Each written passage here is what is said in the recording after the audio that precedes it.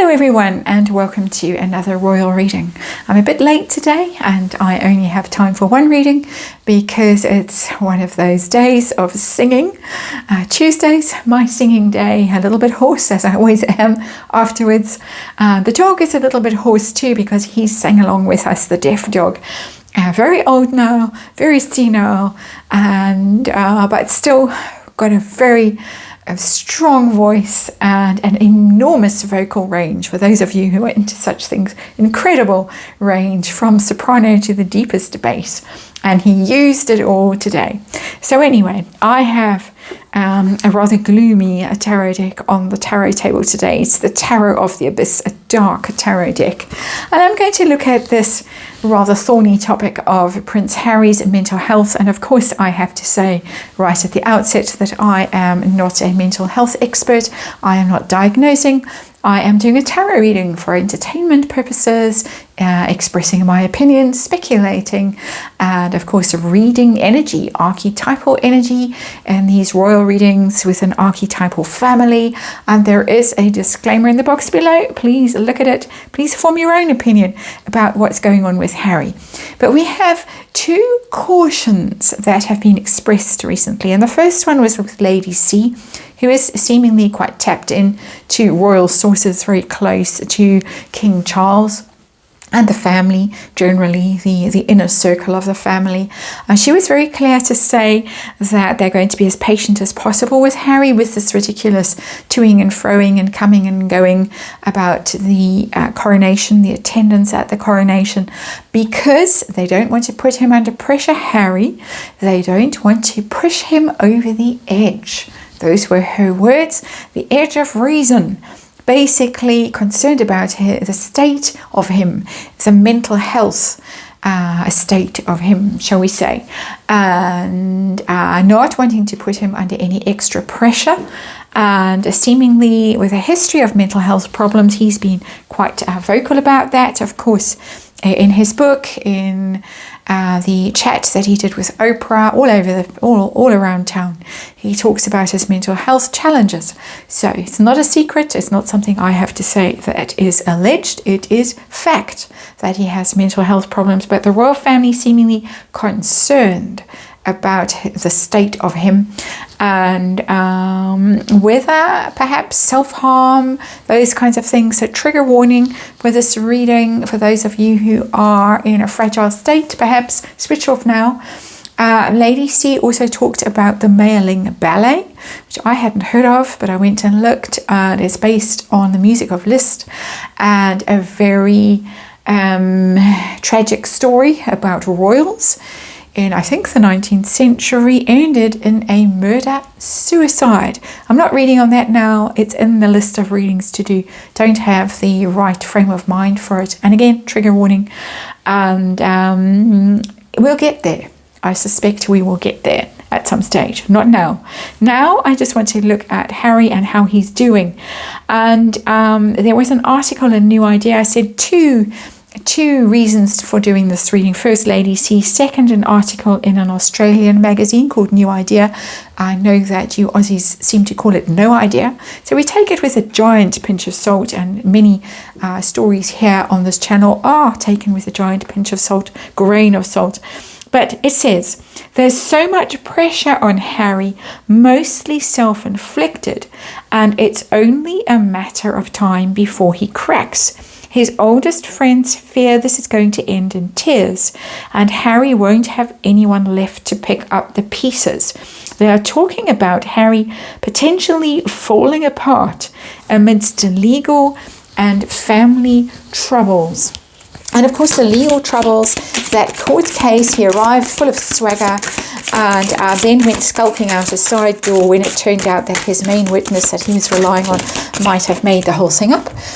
And but deflated there and might be in a bit of trouble there. And of course, the coronation hurtling along towards us. No sign of an apology, no sign of front row seats, no sign of Archie and Lilibet on the balcony. Talk of, in fact, titles being taken away. B-list role, if any, at the celebration itself. Still trying to weasel that concert role that I've read on already as a day afterwards, according to Neil Sean. But it's not working out the way he thought it was going to work out. He thought he was going to be King of the Commonwealth. He thought he was going to be leading a rival royal family, but now it turns out that nobody cares, nobody's interested, and it must be quite devastating to someone as fragile as he seemingly is. And I think our cards are warmed up. I'm going to do a Celtic cross today with the Tarot of the Abyss, this dark tarot deck, and I'm going to look at it from the point of view of universe, not from Harry's point of view, not from the royal family's point of view, the point of view of universe. We are going to ask how the royal family sees his mental issues, how Meghan might view them. So we are going to ask those questions, but basically universe is going to hopefully speak to us in these cards today. And it's not a perspective that I often read from directly, but I felt called to do it today. And when I say universe, I do mean God. I do mean also the collective. How there's so much energy focused on Harry and Meghan. They have become an archetypal story, which is why I still read on them. There are many other things that are probably more meaningful, more powerful, and I do intend to head in those directions possibly in the next few months. But this is a story that is really archetypal, and it's generated a lot of energy around it. So when I say universe, I also mean the collective kind of sentiment and view of what is going on, that energy that is building and building and building and building, and at some stage is going to fall over. And two underlying cards, I need them both. We've got the Page of Swords here, and we got the Three of Swords. Page of Wands, I do apologize. Page of Wands. Page of Wands is how it all started out. So enthusiastic, so eager when he was young. I know it's a she, but it doesn't matter. The Page of Wands is a childlike energy. It's a beginner energy. It's enthusiastic. He was the one that we saw playing with kids and racing, cheating with, what's his name, Usain Bolt. And he seemed so charismatic. He seemed so lovely. He seemed so friendly. He seemed so blessed with that human touch. And then it all went south. And it all went south. There's the Three of Swords. We've got the book. We've got heartbreak. We've got a brain that's exploded. Can you see? Swords of thoughts. That brain is empty and little stings are coming out of it. We learned something. This is the Cliff Notes, I think you call them in America. We don't call them that in South Africa, but this is the short form of the reading. The Page of Wands and the Three of Swords starts out so great, starts out so lovely, so innocent, so enthusiastic, and we end with this Three of Swords, the broken heart. We realize that what is in this person's mind is just buzzing, is bees stinging away. It's pretty horrifying. And so there we go. That's our underlying energy of this reading. Universe speaking now in this reading. Let's have a look at the heart of the story. What does the universe want to tell us this is about? It's about the Lovers in reverse, okay? It's about a pair that is, there's the tree. Do you remember how they saw that tree at Mudslide Mansion and thought, there it is, the palm tree. Two trees growing out of one seed, basically, and it's symbolic. It's us. There's the tree, but that's a tormented and blasted and tortured tree, and the tree is in the reverse. The relationship is in terrible, terrible trouble. Whatever you hear to the contrary, that relationship is in deep, deep trouble and has caused him, according to universe, immense trouble. We're talking about his state of mind. We're talking about his mental health here. We've got the Lovers in reverse. So that's the first energy of that card. The second energy of the Lovers in reverse is about choices and bad choices, toxic choices. When the card is in the reverse, he's chosen badly. That is what universe is telling me and my interpretation of these cards. He has made some very bad choices around a partner, bad choices, not necessarily only about his romantic partner, his spouse, but about other partnerships. You could talk about perhaps things like his therapists, you could talk about business partners, you could talk about friends, people he regards as guides and gurus and mentors and surrogate parents, fathers, any of those people. Universe is saying he's picked the wrong crowd, he's made the wrong choices, he's picked the wrong partner in his personal life, but also around and about. He's made some quite toxic choices. What is the essential problem that universe sees? What is crossing him, challenging him, blocking him? And we got the moon in reverse. Okay, the moon is the card of fear and suspicion and doubt and your subconscious, the things that are hidden, secrets, the things you're confused about. For some reason, I'm getting gender confusion here with the moon. I'm just going to put that out there because I'm just flowing with this reading. And that's interesting in itself. It's also a Diana card. The moon, I think for me, reading tarot, and also in terms of astrology, is a card that says the most. The moon is about karma, it's about past lives, it's about your connections emotionally, it's about your mother, it's about your history, it's about your weak spots, your madness. The moon is about your shadow. It's about so many things. Also your body, your childhood. It's an incredibly potent card.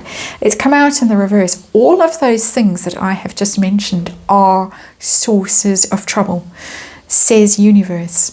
And that's a very, very, very difficult energy. It's very hard when you've got the moon. It's very hard to see clearly. It's hard to deal with your childhood. It's hard to unpick your childhood. It's hard to become rational because your subconscious, your shadows aspect is so dominant, is projecting out all the time, is really ruling you. And it is, I have to say, it's a card of lunacy, the moon. So very, very, very fragile mental state. Basically, the universe is telling us in no uncertain terms that we have trouble here. Or is the moon in reverse?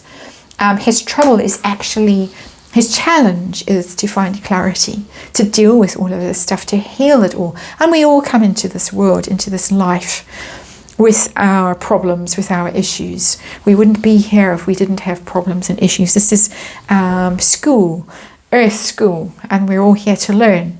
Harry is here to learn some immense lessons, and this is why it's archetypal. This is why we're all watching. And this is why all this energy has coalesced around him and Megan. What's going on behind the scenes? What does universe want to tell us? Blind spots for him maybe, but stuff that's going on. We've got Ace of Cups, and that is love. That is a tremendous offering of love that is available to him. It tells me that he's not cut off from his family. He's not cut off from universe. He's not cut off from source. He's not cut off from the places that can support him, that can empathize, whether in spirit or whether down here in the material world. There is an endless, an infinite supply of love and support and understanding for him. And again, I think that's why we all stand here. I say stand here because I happen to be standing.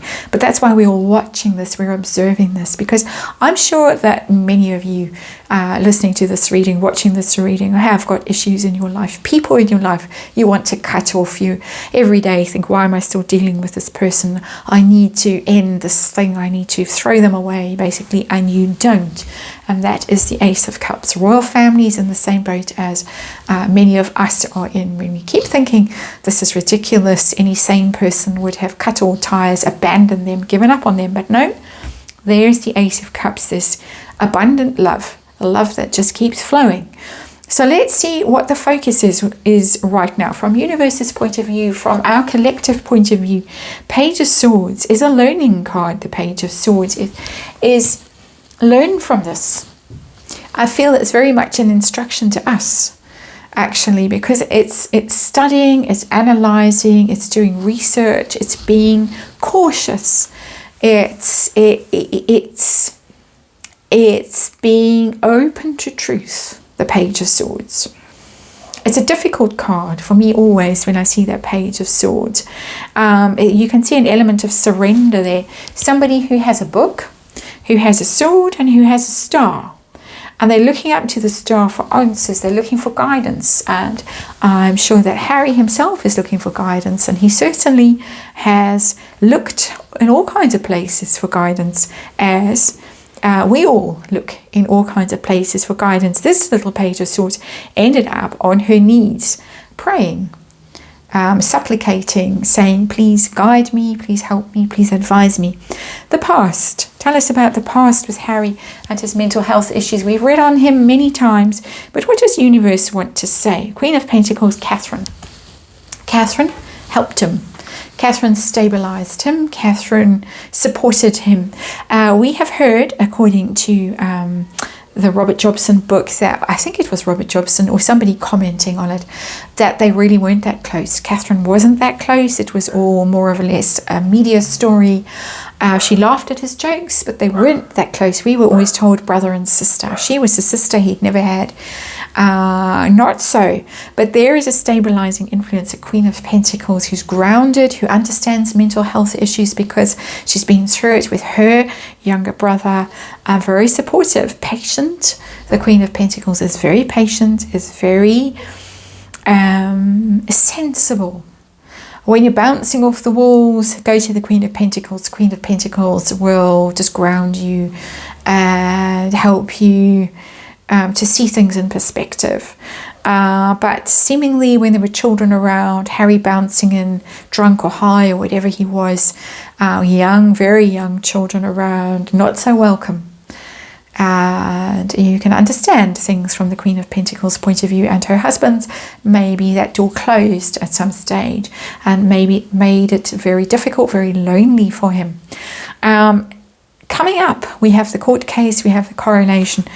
Is he going to be pushed to the edge? How's it going for him coming in the next few, I would say, weeks almost, and months? High Priestess, but High Priestess in reverse. High Priestess is mysteries, is the occult, is secrets, is tapping into your intuition, being very guided, following wisdom. But it's in the reverse, being unwise, not following your intuition, not good, just not good. Stuff coming out that might not, he might not want to come out. Secrets coming out he might not want to come out. Again, we have to mention that court case, which seems to be apparently, allegedly, false evidence, falsified statements, things like that. Trouble with mysteries, trouble just not being comfortable, not being tapped into the divine, not being just not being healthy. There you can see the yin and yang symbol balanced, the crescent moon, this woman, she's in the dark, she's in the shadows, but she has the key. The door is open, the door to the mysteries is open, seeing through the veil. In the reverse, a mess, basically. And also, I have to say, with that card in the reverse, possibly using substances to access that door, to open that door, clear the windscreen, as he said. Not necessarily the wisest way to access the mysteries and open those doors. That's my opinion. So I think we've got trouble, and we possibly have quite big trouble coming our way, because it's a very curious card. It's a major arcana. It's a very difficult card, the High Priestess, when it's in reverse. Very difficult energy to deal with. We are in the realm of mental health, because it is very Neptunian. It's very clouded. It's very mysterious. It's very adult, shall we just say. With all those substances and all that confusion. It's very similar to Moon in reverse. So we have two major arcana that are telling us no clarity, no intuition, no guidance, a lot of just mental chaos, I would say. How seriously concerned are the royals? We're doing our own little Celtic cross here, or not so little Celtic cross. How seriously concerned are they? We've got Nine of Swords. Extremely worried. It's a card of worry and stress, the Nine of Swords. sleepless nights, anxiety, immense stress. It's in reverse. There's almost a sense of how much do we have to worry about this before we can't worry anymore, which is what I was talking about here with this Ace of Cups and the Page of Swords. When you're in a situation like that with a family member, a loved one, or a friend or somebody close to you, how much more do I have to worry? How many more sleepless nights? How many times do I have to almost have a heart attack when I get a message in the middle of the night before I just think, I can't anymore? They're there. Nines are culmination energy, ending energy. They're almost done, but they're not quite done. 10 of Swords would be done, but they're at that feeling of, can we do this still? That is the theme of this reading. That is very much the conversation that universe wants to have with us. How concerned is Megan? According to universe, according to the energy of these cards, 7 of Swords, she is concerned. She is concerned, but concerned in the sense of either she wanting to leave, because the 7 of Swords is one of those great disappearing acts in the tarot. It's I'm out of here, bye-bye. Sneaking off for the night, normally we see the 7 of Swords doing in the ordinary Rider-Waite. Disappearing, taking the goods and disappearing, ghosting somebody, ending something, cowardly kind of a vibe. It can also mean that she fears that he might disappear. And again, there was a kind of a health warning at the start of this reading. It seems to me that she could be quite concerned about him deciding to leave, either physically leave. There is a lot of speculation that the lovers are indeed separated, lovers in reverse, separated, gone, that he has gone.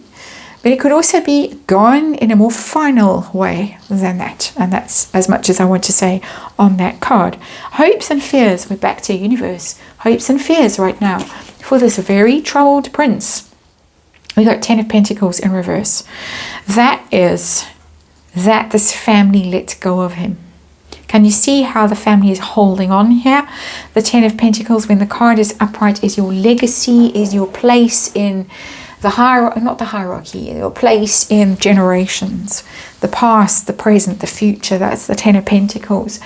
Keeping things going through the generations, having enough money to keep going through the generations, having that support, because Pentacles are about support in a very tangible sense. It doesn't have to be money only.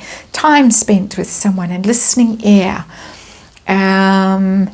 Practical advice, solid support. But the card is in the reverse. Universe is concerned that the people who are in this 9 of Swords energy right now might just reach a 10 of Pentacles in reverse and say we're letting go. Outcome of this rather somber reading for Harry and his mental health and how universe sees it unfolding. Is there going to be some improvement? We've got the 8 of Cups. That's a very interesting 8 of Cups, because it tells me that actually the one who's going to walk away is not Harry, but his wife. That 8 of Cups is depicting a woman, very much a woman of Megan's description. We're just reading tarot cards, of course, if you can call this entertainment, but that's why we're here.